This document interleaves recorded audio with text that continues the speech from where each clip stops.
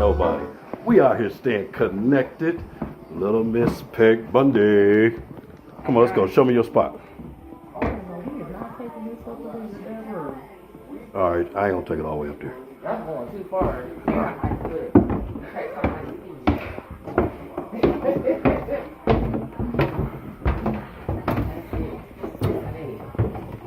As far as we go. As far as we go? Hammer. All right, let me see how many rooms. I just want to see how many rooms is in here. It's 30. 3? Yeah. Go ahead, I'll stay right here. Show me which one's yours. It's right here to the left. The one to the left? Yeah, this is like a boarding house for wayward women. For women who've been damaged. Safe house. That's what we call it, a safe house. In my situation, grieving with Dorian, I think this was a good experience so I can collect myself without having to worry about paying bills, having to worry about employment right now, so I can... Catch your breath, take your time. Yeah, sorry guys, I walked up the That's all right. That's all right. Come on, we're gonna go on back down there. So it's just go sit and helping talk. me. It's helping me transition back into everyday living by myself, being stable. Because I've been doing everything by myself for about 4 decades. Yeah. It's been a doozy. Well, I'm proud of you. Keep taking your time. Thank you. I'm too tall for these steps. Yeah. I almost bust my butt. All right, be careful. But I just want to let it. Here, come on, let's go over here by the lane. I want to let it be known to everybody. These are my roommates. They're medical supplies because they have asthma. But I just want to let it be known that You kill me letting everything be known, so don't nobody know it's yours. it's not mine. That's when everybody know I'm here because I'm in between housing situations right now. I gave up my apartment when I decided to be in that living relationship with this gentleman who I no longer have contact with, which in turn turned into emotional and mental abuse. Have you talked to him? No, he tried to friend me on Facebook. I just blocked him. I felt like he set me up to fail. He convinced me to just quit my job. You know. How he convinced you to quit your job? He was because it was Target during DEI, so it was just a whole bunch of stuff going on around. But that. for what? So you can sit around the house with him all day? No, he was talking as if we were to move to Portland, like we were supposed to move out of town, we were going to be together, but as I got into it, I was like, we're not compatible because he has some drug habits, and some other issues of running around to the club, different stuff. I'm not a partier. Right. When I was partying, I was in my 20s when I worked at the welfare office, so that way you felt like you had something to celebrate. Working in social services is stressful work. So with him, it wasn't conducive. I'm trying to heal. I'm trying to move forward. I'm trying to leave Ohio now after I stayed here to run a business and seeing that I don't have the support. It's going to be a little bit challenging, more than I anticipated. So I just was like, you know what? Let me be with him. I can move out of town and then, go forth with whatever family that we were going to try to create. But it just wasn't. His lifestyle is different. Like I said, he's doing some stuff that I don't want to indulge in. I thought that I could trust him because I was going through some issues at that apartment complex at the time with the neighbors. So it was just easier to just leave. Making minimum wage, working at Target during DEI was tough.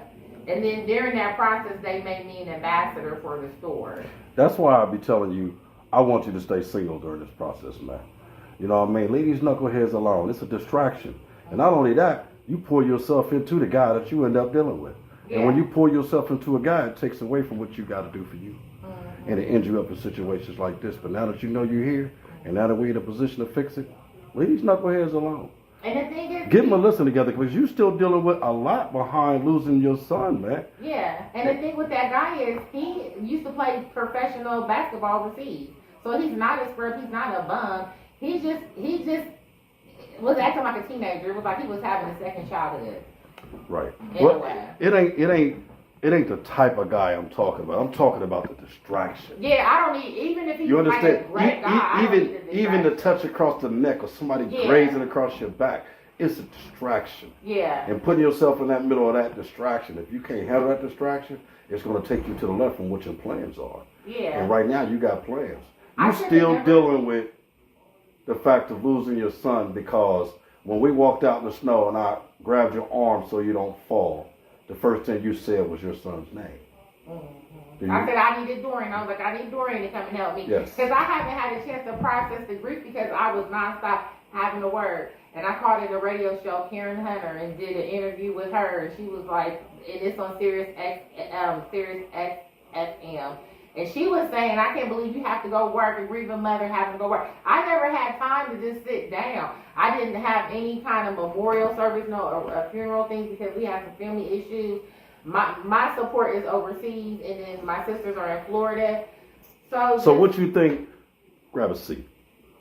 You had that chance to sit down. I'm getting a chance to sit down. Let me ask you, what you think you're missing?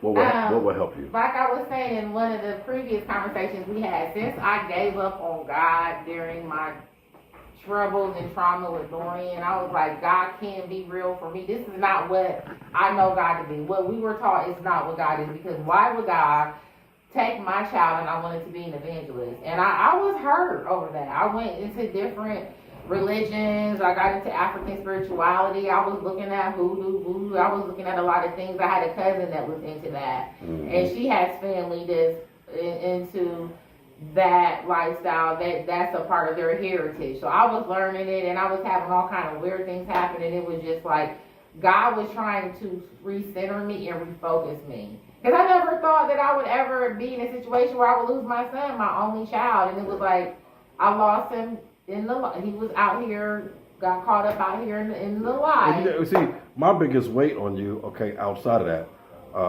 and I understand that you don't empathize with your wholeheartedly, but I understand the process that you try to get to is not going to be as fast as you may want it to be. And that's the problem. I want everything fast. Yeah, it's like I wasted so much time. But it ain't going to go that way because you're still grieving, and you got to keep in mind. Yeah. Well, I can't say you keep in mind because you front row seat. You found your son.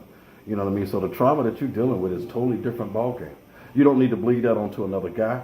You don't need to bleed that onto any other companies. And you need to stop pampering the problem into yourself. And that's where we're working on with the mental.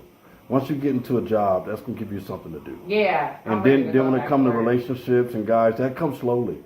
Yeah. You understand what I'm saying? I mean, if you involve yourself with a guy, you pick the phone up now, call him when you need him. And you know what? That's it. Don't lock yourself in nothing. During that time when that guy came, I thought it was just a weird coincidence because I literally, this is how behind, I'm on the internet, it says the courthouse is open on Saturday. I go up there, he's there with the guard, and they're like, what did you know what's going on in their clothes? I'm like, what? So we started talking, I'm being flirt, because I flirt, so I'm an Aries from the island, we gonna flirt chat. So I was just flirting away and not even thinking anything, and I was like internalizing, like maybe I should open up and be vulnerable, because I never really have done that. The whole time on Dorian, I haven't really had no real relationships. I haven't had a chance to really grow into womanhood because pregnant at 19 with nothing, no car, no nothing. Yeah. When was the last time you've been on a date? It's been a decade. It's been years. It's been a long time. I thought you said some guy took you out to eat recently. He tried. It didn't work out or something like that. It's your fault, right? Oh, that meet and greet I did at Coastside. I mean, not at the Franklin Park Conservatory. That was the meet and greet he paid me. I had a meet and greet. Okay, then. He paid me. He paid me. I don't mean to sound like a carver, but he paid to meet and greet me, and he prepared dinner. I took pictures. This was during he paid for me, guys. Let me go. You said he paid for me, guys. And I feel my dad used to say that he don't want it if it's free. That's from my dad. So like, mom used to watching my dad pamper his wives, and so yeah, my dad was saying he don't want it if it's free when I was in my 20s, and he was basically saying don't ever go off with the man that doesn't want to see your worth and give you your value. Right. And I watched my dad do that with my mom and my stepmom. They were housewives. They didn't have to work. My mom divorced him because she wanted to be an independent, modern woman. She wanted to go to work. But my stepmom was at home the whole time. She worked when the kids went off to college. Yeah. So I come from a pretty well-rounded, good, great family. You have no brothers or sisters? I have a brother here, but we're not close. We don't talk. He doesn't talk to anyone. He's military. And I believe you would think that he would talk even more because he's military. No, he's like top secret. He's been like that since we were kids. He was like a big military kid before. Like, you would have thought he was a military brat. Yeah. But he's a good, beautiful person. Has a beautiful things going on. He's just private. You would He would be great to be in FBI. He doesn't talk to anybody. Like I'm glitching talking about him. Like he literally keeps. I always like talking. Now you about called him military brat, but let me tell you something. I'm very protective over my brother. But you know you're a fucking brat too, right? According to the Aries zodiac. Where you get this bratness from? Why you so bratty? I was spoiled. I was the only child. It felt like I was spoiled. I was like the only child growing up. So, like, I was just under my mom. She was a baby boomer. She was older. I didn't want for anything. So, for me to struggle now is embarrassing. So, that's probably why I might kind of stay away from filming. Because I'm like, I have to open up and share. And I feel like if I'm going to do this, I need to be doing some other projects, like writing my book, making up a podcast. So I probably will make up a book and highlight my experiences with my son and my own struggles of being perfection. Like that was my thing, being a perfectionist. My mom was like that. So it's hard for me, and then to look vulnerable, that's hard for me. To be weak is hard for me, being from the island. Yeah. Well, I've never seen you be weak, and I've never seen you being vulnerable. Matter of fact, I'll be happy to talk you down. I'll be telling you, stop making them dudes think that they could, and they can't. So, you know what I mean? So. Okay, sorry. So I've never seen that weak side in you. I just don't want you to push so hard. Yeah. I don't want you to push so hard because your time is coming. What God got for you is for you. That's the thing, guys. And I was just thinking, like, I gotta get. Who's the guys you talking to? I'm just talking who the viewers. Yeah, the viewers. The viewers. I feel like I got baptized recently at New Covenant Church. My VOA counselor. Him and his wife attend that church. They're beautiful people. His wife looks like the singer Shanice. She is. Looks like the singer who? The singer Shanice. Oh, Shanice. Shanice? Is it Shanice? Shanice. Shanice. Yeah, Shanice. Yeah, she's beautiful. They were amazing. So I'm connected with the church. I haven't been because of the weather, but I definitely want to get rerouted back to God, but not in the way that I was doing it before. I was very naive. In a lot of my actions. I think that's probably why I'm struggling now. So going forth, I want to have my spirituality maintained, but you don't have to go to the church to have God, to know God, and to fellowship. You pray every day, God. right? I pray as in my mind, like I'll speak to God, like God was a person. As long as you give Him your time. Yeah. However you choose it, but whatever I your need to time do is. more. I need to do more. I need to like bust out my scriptures, get my Quran, honey. I do both. I'm into Islam, and I'm also into Hebrew Israelite Christianity under that umbrella. So like I like to combine them because I don't feel that God is in one box, one religion, one thing over here. God is spread amongst everybody. Right. Yeah. Right. I just feel so good today. I don't know. I'm looking at myself You like, do. okay. And you look great. You got the fist burn on. Let me see. Yeah, I got this at the church. They had a special donation, so they gave me this. And you got fist burn. Yeah, that's why I look a little tired. But I was like, okay, because my son, he loved his first. Right. You look small. It's like you lost a little weight too. Yeah, I lost weight, but I've gained it back. I'm getting it back in my thighs and in my rump area. We need this body. Because I feel naked when I'm too skinny. I've always been a thick plus girl. But you need that weight now because it's cold here in Ohio. It's freezing. I'm never going to be skinny. I'm going to gain weight and like exercise workout. I want to get my SUV back. I want to get my government job back or in social services. I want to get my life back on track. And I think doing these videos, seeing Brother Dez on a regular basis is going to definitely give me the motivation that I need to get back. Oh yeah, we definitely gonna get there, man. Because I want you to have it. I remember when you was you. You still are you. I just want you to get back to the point to where you believe you.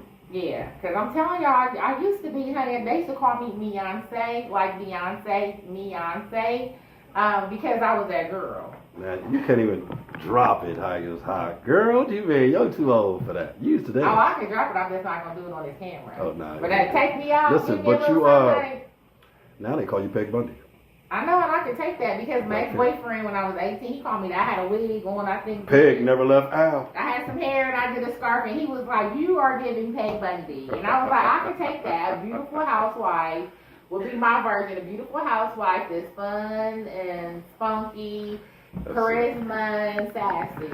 Now, I want you to say something to somebody. Give them young lady something positive who's out here living in these safe houses or needs somewhere to go trying to get it together. Talk to them.